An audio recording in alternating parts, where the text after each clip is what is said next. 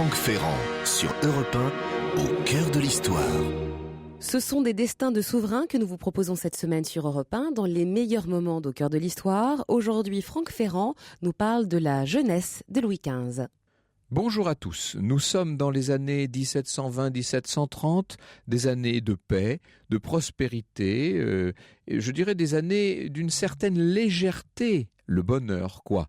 Il y avait tout de même quelques crises pendant ces années-là, juste de quoi pimenter l'existence. En compagnie d'Evelyne Levert, nous allons revivre les grands événements de cette époque insouciante, à commencer par la plus grande crise bancaire, après celle que nous sommes en train de vivre depuis quelques mois.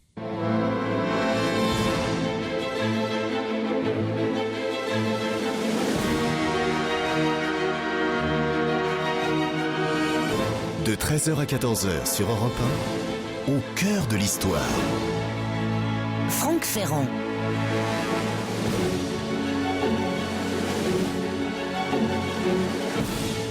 Son surnom de bien-aimé, Louis XV ne l'a reçu qu'en 1744, au sortir d'une maladie où le royaume entier avait bien cru qu'on allait le perdre. Mais bien-aimé du peuple, ce nouveau roi l'était en vérité depuis la mort de son arrière-grand-père Louis XIV en 1715. Bien-aimé des Français, ce jeune souverain à la beauté rayonnante, orphelin depuis le berceau, l'avait toujours été. Les années dont nous allons parler aujourd'hui sont celles où la France, hissée par Louis XIV à la tête des nations d'Europe, mais maintenue en paix par le régent Philippe d'Orléans, l'oncle du jeune roi, une époque où la France peut enfin souffler et profiter de cet art de vivre incomparable que les générations précédentes ont su lui prodiguer. Heureux comme Dieu en France, dit l'expression, il faudrait ajouter au beau temps de la Régence et des ministères Bourbon puis Fleury. Attention tout de même à ne pas trop enjoliver le tableau. Les premières années du règne de l'enfant roi Louis XV, il n'atteindra la majorité des 13 ans. C'est que pour les rois, la majorité était à 13 ans. Il n'atteindra cette majorité qu'en février 1723. Ces premières années, donc, sont marquées par une crise financière, essentiellement, qui n'est pas sans en rappeler d'autres, n'est-ce pas ? Dès 1716, le duc de Noailles a dû dévaluer et il a dû effectuer des coupes claires dans les dépenses de l'État.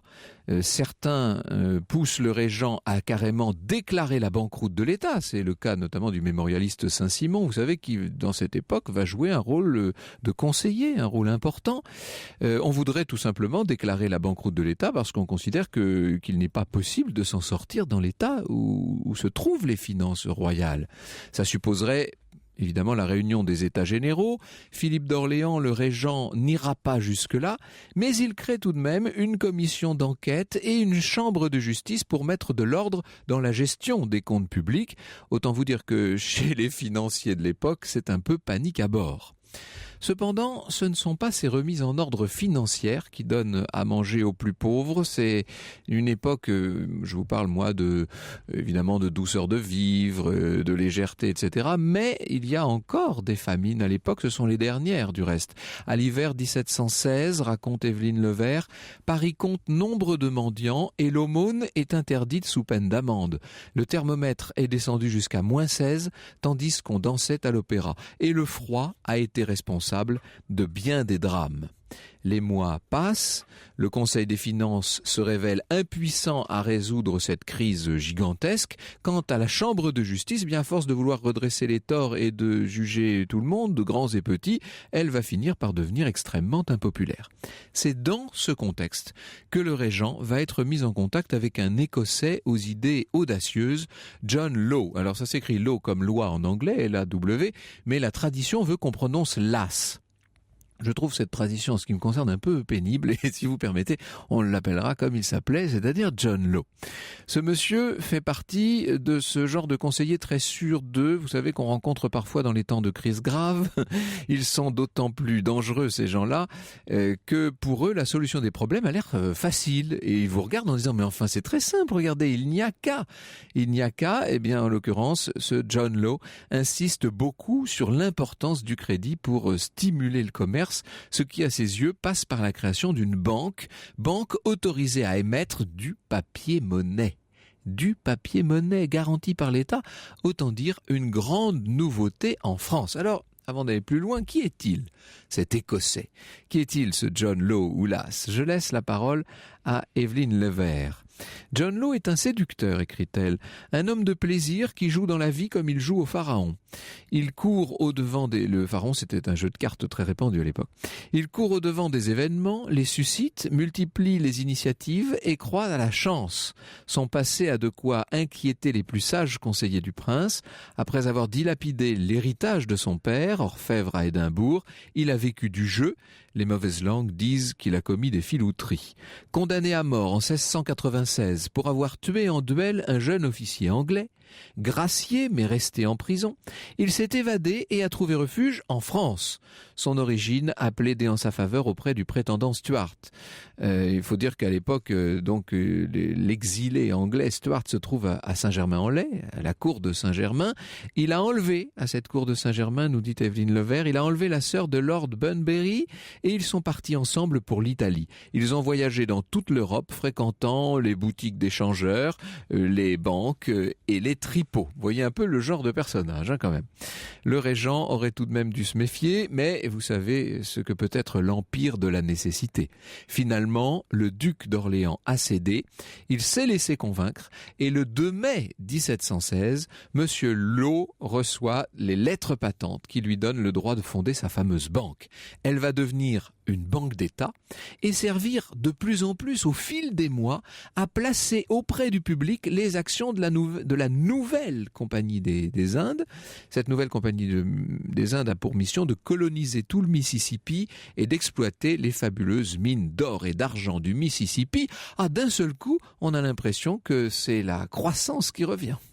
Alors le prix des fameuses actions ne fait que monter et tout le monde, en tout cas parmi les gens aisés évidemment, tout le monde commence par réaliser de fabuleuses plus-values sur les actions du Mississippi. On en veut, on en redemande et comme dans tous les cas de spéculation, c'est toujours étonnant de voir ça d'un peu loin, on a l'impression que personne n'a vraiment conscience du caractère artificiel de cette fausse richesse qui est créée seulement par le désir des actionnaires, par la demande de plus en plus forte. Sauf que forcément, on connaît tout ça par cœur maintenant. Tout ça n'a qu'un temps.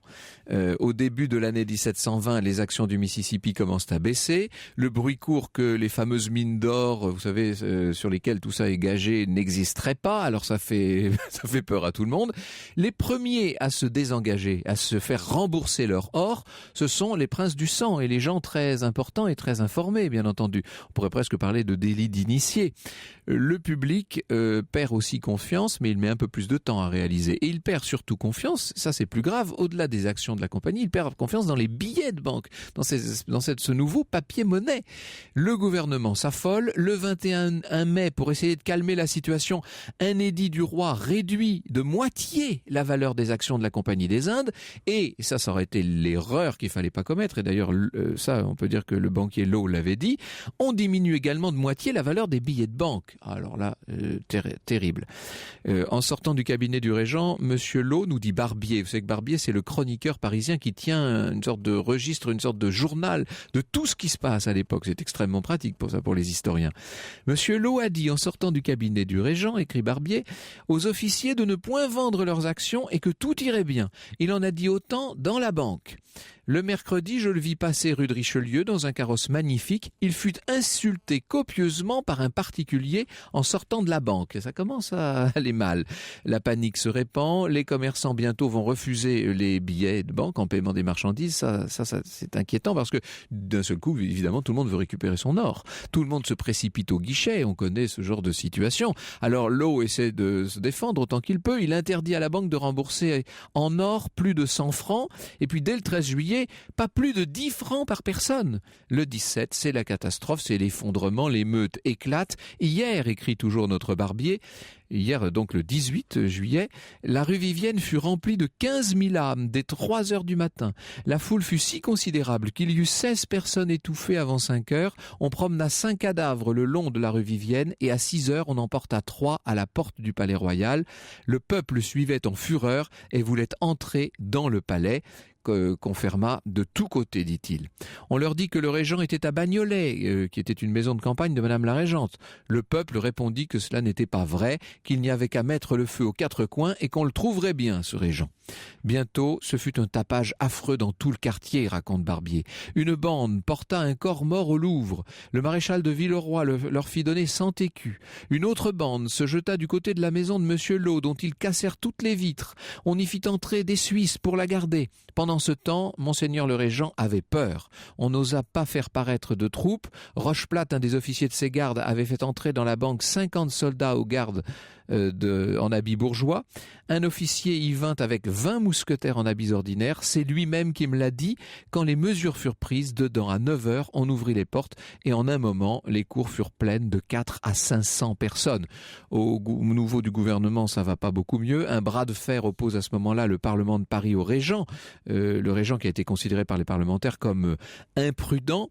Et le Parlement ayant refusé d'enregistrer un édit confirmant les privilèges de la Compagnie des Indes, le régent a fait occuper le palais et transférer les parlementaires à Pontoise. Mais le 10 octobre, il va devoir avouer la faillite. Les actions de la compagnie sont tombées de 2000 à 20 livres seulement. Au mois de décembre, Monsieur Lot s'enfuit. Et oui, c'est généralement comme ça que ça se passe. On connaît ce genre d'histoire. Jusqu'à 14h sur Europe 1. Plongez au cœur de l'histoire avec Franck Ferrand. Et avec votre invitée aujourd'hui sur Europe 1, Evelyne Levert, qui est historienne, chercheur au CNRS, auteur notamment de l'ouvrage Le temps des illusions, chronique de la cour et de la ville, 1715-1756 chez Fayard. Evelyne Levert que connaissent bien tous les amoureux du XVIIIe siècle et les auditeurs d'Europe 1, car ça fait un certain nombre de fois que nous recevons Evelyne, c'est toujours un plaisir. Alors, pour en finir avec cette affaire de la banqueroute de la banque de l'eau, il faut savoir que dans cette affaire, des milliers de petits porteurs ont été pour beaucoup ruinés, pour d'autres très fragilisés par cette affaire. C'est le poète Marivaux, par exemple, qui raconte qu'il a tout perdu, toutes ses économies. « Ah, je n'avais, écrit Marivaux, qu'à rester comme j'étais, à m'en tenir à ce que j'avais, et ce que j'avais m'appartiendrait encore. Il voulait, disait-il, doubler, tripler, quadrupler mon patrimoine à cause de la commodité du temps. Et il me menait comme il voulait. » Et c'est Madame Palatine, à laquelle nous réservions une émission il y a quelque temps, qui elle concluait d'une façon un peu, enfin à sa manière, toujours un peu crue. « Je trouve très dur de ne plus avoir d'or, dit-elle. Depuis 48 ans, j'avais toujours quelques pièces dans ma poche. Personne en France n'a maintenant plus ni francs ni liards. On n'a que des torche-cul à foison. » Voilà ce qu'écrivait Madame Palatine à sa tante Sophie de Hanovre. Elle était assez furieuse de ce qui se passait. Alors, cette banqueroute a été, il faut bien le dire, elle a été le grand événement malheureux de la régence de Philippe d'Orléans, Evelyne Levert. Oui, certainement, ça a été un événement malheureux, mais il y a eu aussi des aspects, disons, positifs. Alors évidemment, il y a des gens qui se sont terriblement enrichis, en particulier les princes, vous l'avez rappelé tout à l'heure. On retirait leur billet à temps. Mais il y a un certain nombre de bourgeois aussi qui se sont enrichis, et un certain nombre de personnalités autour de la cour, comme par exemple Madame de Tencin et le cardinal, son frère, qui ont fait véritablement fortune.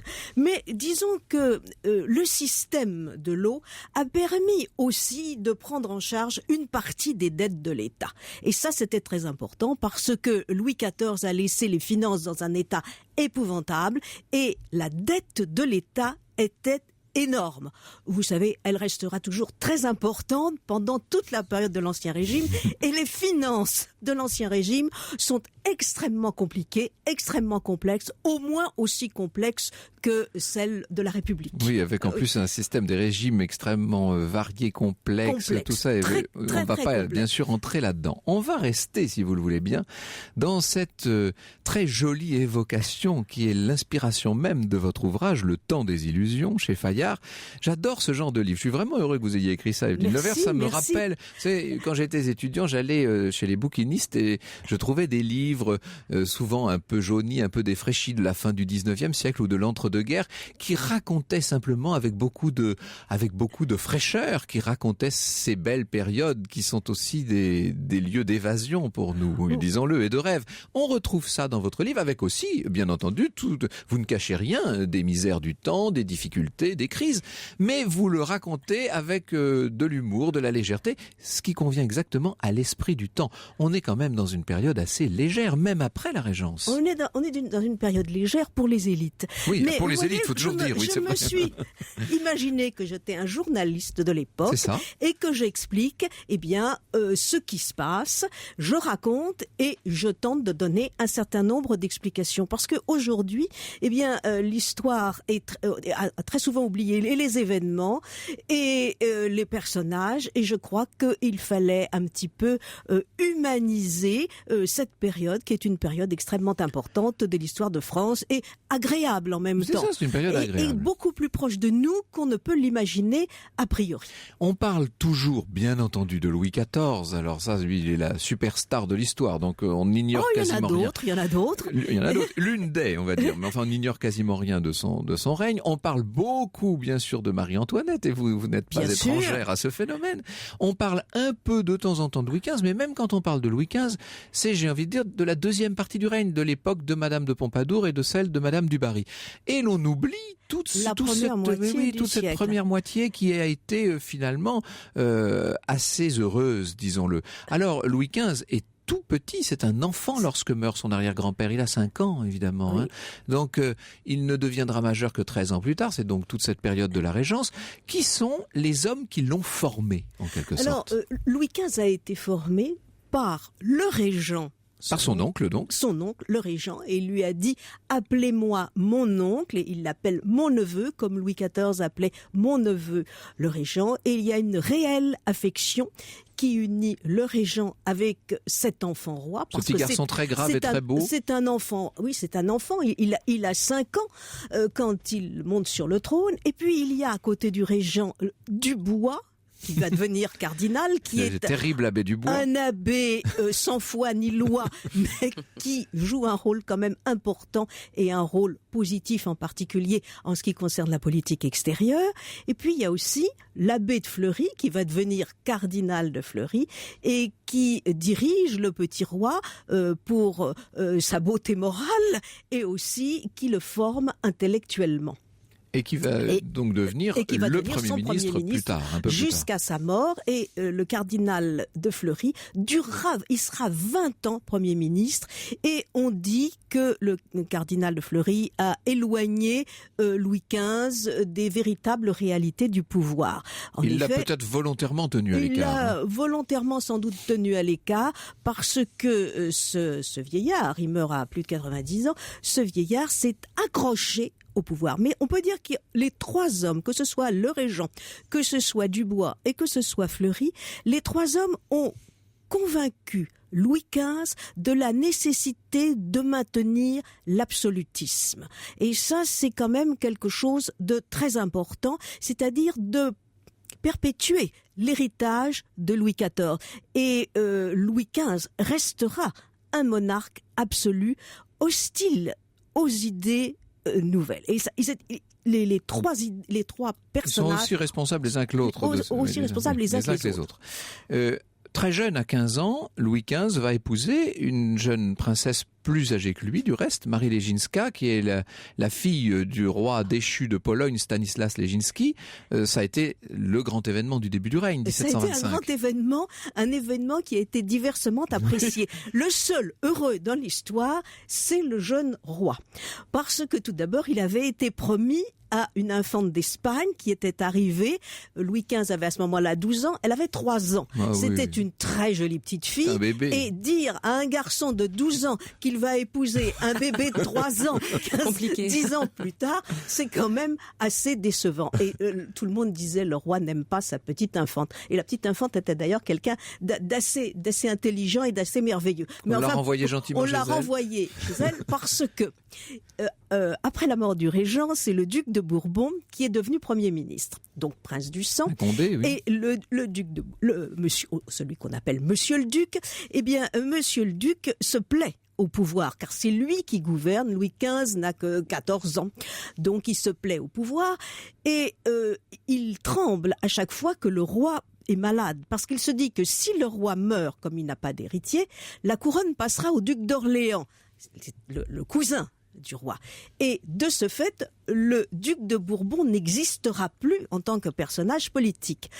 Donc, il se convainc de la nécessité de marier le roi le plus vite possible, de façon qu'il puisse avoir des enfants, et lui, le duc de Bourbon, se maintenir au pouvoir. Alors, on renvoie l'infante et on cherche toutes les princesses susceptibles de devenir l'épouse de Louis XV. Alors on dresse une liste fantastique, il y en a presque une centaine, on en élimine à peu près 80. On allait éliminer en particulier les Russes parce qu'elles étaient belles mais elles n'étaient pas d'assez bonne naissance. Puis alors on les passe toutes, on met des annotations dans la marge. Pour Marie Lexinska, on commence par mettre qu'elle n'est pas digne d'être reine de France. Et puis finalement, à force d'éliminer les unes ou les autres pour des raisons diverses et variées, eh bien, on retombe sur Marie Lexinska. Alors, c'est la fille du roi détrôné de Pologne, mais il a été roi quelques mois, ce Stanislas Leczinski. Il a été roi, et en fait, il n'est pas du tout de famille. C'est une mésalliance totale. Oui. C'est un grand palatin de Pologne, mais c'est-à-dire c'est un grand noble polonais, et les nobles polonais ne sont pas considérés comme c'est pas la noblesse allemande, c'est pas la noblesse espagnole. Bon. Enfin, et en plus, le roi Leczinski vit de la charité du roi de France dans une maison patricienne, dans une maison modeste quand même, à Wissembourg, en Alsace. On imagine la tête de cette pauvre petite princesse Marie lorsqu'elle apprend dans cette maison modeste de Wissembourg qu'elle va devenir la reine de France. Et on s'aperçoit qu'elle n'a qu'une seule paire de chaussures, parce qu'on va faire un trousseau, et elle n'a qu'une seule paire de chaussures digne de ce nom. C'est vraiment Cendrillon qui va épouser le roi de France. Et on ne s'attendait pas à ça. C'est une jeune femme de 22 ans.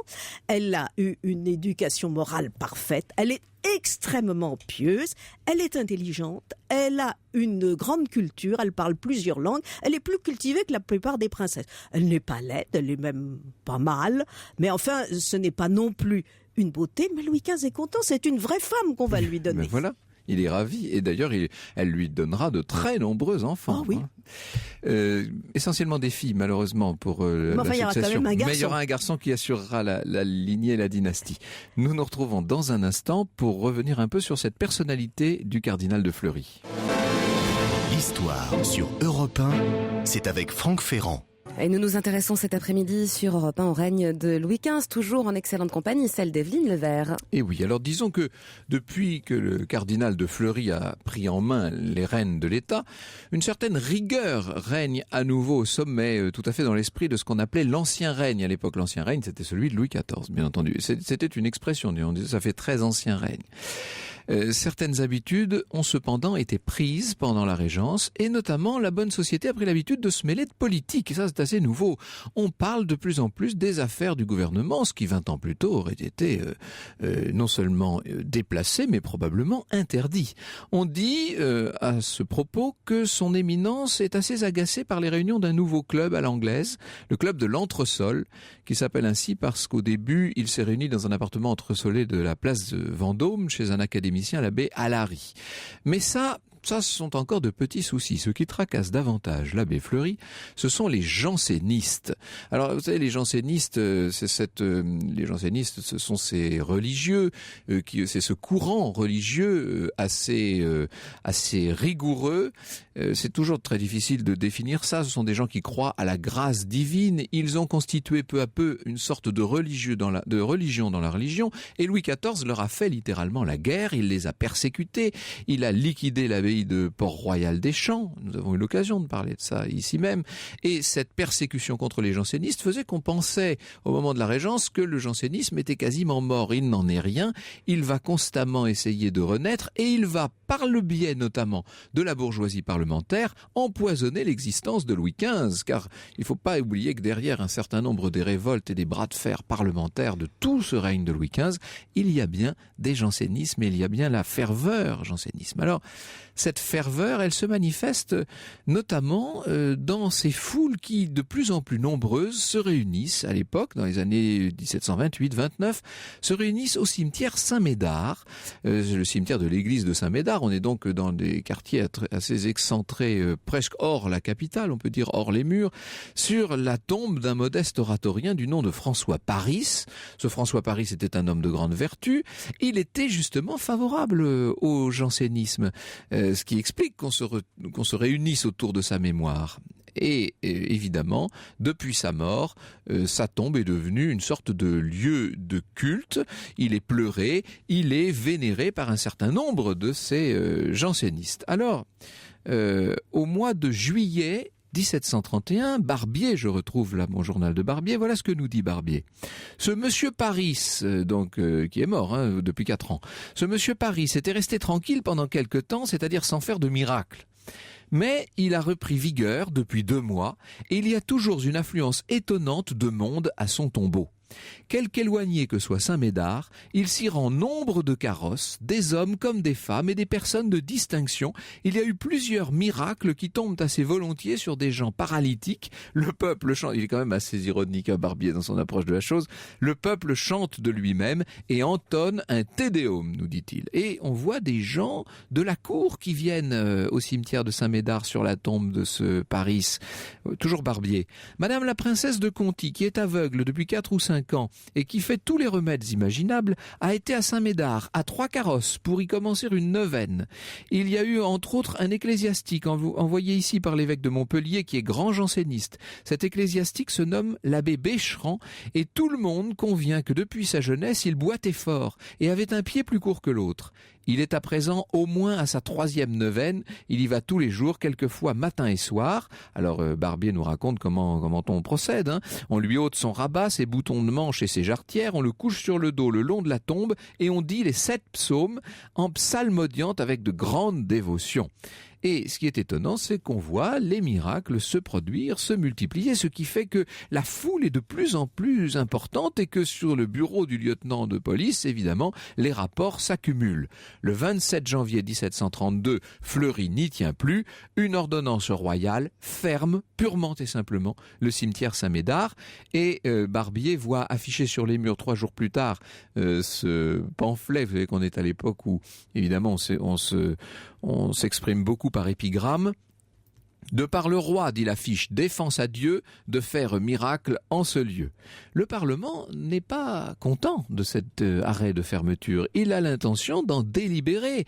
Et c'est une véritable bataille qui se déclenche. Et là, on va voir le roi faire preuve d'autorité. C'est la première fois de son règne, c'est loin d'être la dernière. Vous savez qu'en 1770, Louis XV fera carrément un coup de force contre les parlements. Mais là, on en est encore très loin. Le jeune roi, tout jeune, se présente donc au Parlement. « Je vous fais savoir ma volonté, dit-il, et je veux qu'elle soit pleinement exécutée. Je ne veux ni remontrance ni réplique en quelque façon ou de quelque nature que ce soit. Vous n'avez déjà que trop mérité mon indignation. Soyez plus soumis à l'avenir et retournez vite à vos fonctions. » Le roi est très clair. Alors le premier président se lève pour essayer d'haranguer, de dire un mot. « Taisez-vous » lui intime le roi. Et on voit l'abbé Pucelle qui se lève pour avancer ce qu'on appelle un placet, c'est-à-dire un morceau de papier sur lequel il a écrit un discours destiné au roi. Le roi tend le papier à Maurepas, son ministre, et lui dit « Déchirez », ce que le secrétaire d'État fait sur le champ. Il n'y a guère d'exemple qu'un Parlement ait été aussi maltraité, nous dit Barbier. On est là dans l'illustration même de ce que nous disait à l'instant Évelyne Levert sur l'inspiration extrêmement orthodoxe d'un Louis XV qui a été formé à l'autorité royale. C'est une monarchie de droit divin que cette monarchie dont il a hérité, et il entend bien être le digne successeur de son arrière-grand-père Louis XIV. Europe 1, au cœur de l'histoire. Quand Louis XV était jeune, voilà ce que nous raconte aujourd'hui sur Europe 1 et son invitée, l'historienne Évelyne Levert. Et oui, quand Louis XV était jeune, la France allait bien et même de mieux en mieux. On peut dire que tout le ministère Fleury aura été l'histoire d'une remise en ordre et d'une prospérité gagnée. Évelyne Levert. Équilibre des finances une année. Voilà. C'est quand même, il faut le noter. Mais il y a prospérité. Même si les finances sont déréglées, il y a prospérité. Il y a prospérité. Oui. Quel bon temps que ce siècle de fer. C'est Voltaire qui dit ça pour ces années-là. Oui. Et alors, le ministère Fleury est un ministère qui est quand même marqué par un calme intérieur tout à fait relatif, mais enfin qui existe, et puis par une guerre, mais une guerre qui véritablement aura des conséquences positives. Ce sera la guerre de succession de Pologne qui nous vaudra le rattachement de la Lorraine à la France. Et cette pauvre petite Cendrillon de Marie Leczinska est finalement une princesse qui donne la plus belle dot que jamais sous l'Ancien Régime aucune princesse ou reine n'est apportée. Il faut préciser, on donne le duché de Lorraine à son père, mais avec usufruit seulement. Avec usufruit seulement, et la Lorraine reviendra à la France, et elle reste fille de roi, car on conserve à Stanislas, roi battu, roi déchu, on lui conserve son titre de roi. Donc elle reste fille de roi. Un Stanislas qui aurait pu remonter sur le trône de Pologne, décidément son gendre fait tout pour cela, car Louis XV très tôt va mener une diplomatie secrète. Oui, mais en fait, Louis XV est quand même très habile, et Fleury aussi. Ils ne veulent pas tellement aider Stanislas. Ce qu'ils veulent, c'est par un jeu, disons, diplomatique, c'est obtenir cette province de Lorraine, puisque nous avons la France a l'Alsace, mais n'a pas la Lorraine. Et ça a été la politique de Fleury qui a porté véritablement ses fruits. Louis XV est très préoccupé par la politique extérieure, beaucoup plus que par la politique intérieure. Et lorsque Fleury meurt en 1743, on se demande si Louis XV va être véritablement capable de gouverner par lui-même, parce que jusque-là, Fleury a été son mentor et puis son premier ministre sans en avoir le titre. Louis XV aura d'autres grands ministres, il aura les Argenson, il aura évidemment Choiseul plus tard, mais à partir de la mort de Fleury, c'est quand même lui qui non seulement règne, mais gouverne. C'est lui qui gouverne, mais en fait, il dit « je n'aurai pas de Premier ministre ». Il suit également ce que lui a dit Fleury, c'est-à-dire « n'ayez jamais de Premier ministre, faites comme votre aïeul Louis XIV ». Seulement, Louis XV n'est pas Louis XIV, c'est un homme qui a une culture politique qui est certaine, mais ce n'est pas un homme de décision. Pas un homme de pouvoir. C'est pas un homme de pouvoir, c'est un homme aussi qui est, il faut pas l'oublier, un grand dépressif, avec lequel il est toujours difficile d'avoir une conversation politique suivie. Il reste très souvent, par rapport à ses ministres, dans un mutisme qui les gêne énormément. Alors certains prennent cela pour de la sottise, d'autres pour de la timidité. En fait, il est vraisemblable que Louis XV était dans un mal-être extrêmement profond et évidemment... Il y avait quelque chose de morbide dans sa nature, peut-être lié à la mort si précoce de ses parents, etc. Oui, mais aujourd'hui, il serait sur le divan d'un psychanalyste, très certainement. Mais à l'époque, il n'y a pas ça, il n'y a que les confesseurs. Et il y avait Madame de Pompadour qui a un peu joué ce rôle pendant 20 ans, mais plus tard. Il y aura plus tard Madame de Pompadour. Et à partir de la mort de Fleury, il se confie beaucoup au maréchal de Noailles, qui est lui aussi un homme encore de l'ancienne cour, de l'ancien temps, et le maréchal de Noailles le convainc de rester un monarque absolu. Donc vous voyez, il y a cette filiation toujours vers l'absolutisme, alors que l'opinion est en train d'évoluer et l'opinion souhaiterait qu'il y ait une libéralisation du régime. Alors Louis XV est resté dans les premières années fidèle à sa femme, qui pourtant avait 7 ans de plus que lui. Il lui a donc fait tous ses enfants. C'est pas un vieillard, ils sont très jeunes. Loin de là, ils sont tout jeunes l'un et l'autre. Elle avait au moment du mariage 23 ans et lui 15, 16. Oui, à 20 ans, il a déjà 5 enfants. C'est ça, c'est extraordinaire. Mais bientôt, évidemment, toutes ces belles dames qui fleurissent dans sa cour vont lui faire tourner la tête. On va voir quelles ont été toutes ces maîtresses de Louis XV. Pendant la période du ministère Fleury, j'allais dire, il n'avait guère mieux à faire, Louis XV.